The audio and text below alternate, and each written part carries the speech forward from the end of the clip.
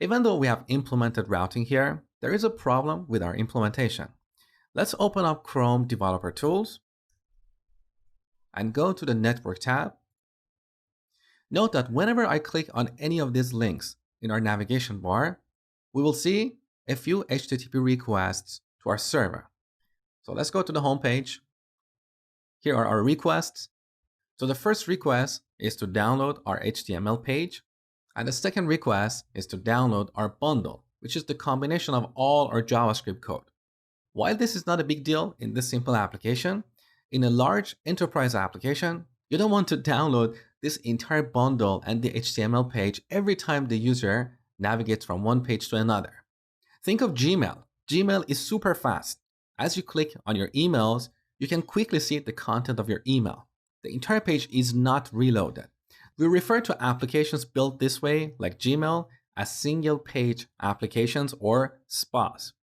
In single page applications, when the user navigates from one page to another, instead of reloading the entire page with all its assets, we should only update what we have in the content area. So in this application, how can we fix this issue? How can we turn this into a single page application so when we click on these links, we don't have a full reload? We need to go to our navbar.jsx. We need to replace all these anchors with a link component from React Router DOM. So on the top, import link, that's another component, just like route or browser router from React Router DOM. Now, let's select this anchor as well as these other ones and replace them all in one go to link. We should also replace the closing tag. Now, this link component doesn't have an attribute called href. Instead, it has another attribute called to. Save the changes back in the browser. On the home page, first I'm going to refresh the page. You can see a bunch of requests here. So we have the bundle as well as the HTML page. These other two requests are for WebSockets, which is used for hot module reloading. So as we modify our source code, the page is automatically refreshed. Don't worry about that. Now, note that when I click on the products, we are not going to see new requests on the product tab. So click, here's our products page, and there was no additional request to the server. The same happens when we go to posts or admin. Because the content for these components are essentially in our bundle.js. Look at our home component. It's simply a JavaScript function.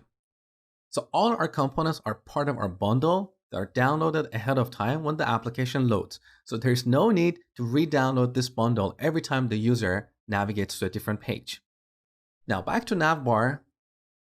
You might be curious how this link component prevented additional HTTP requests to be sent to the server. Let me show you. So back here, let's go to the React tab. Now in the search bar, type for navbar, our navbar component, UL, we have link. What is inside link? We have a regular anchor. However, this anchor has a handler for the onClick event. That's a prop. You can also see that here. When we click these links, this handler is called, and this function prevents the default behavior of an anchor. So that's why the browser will not send additional requests to the server. Instead, this handler will only update the URL here. Now that the URL is changed, one of these routes will match depending on the current URL, and we'll get a new component in the DOM.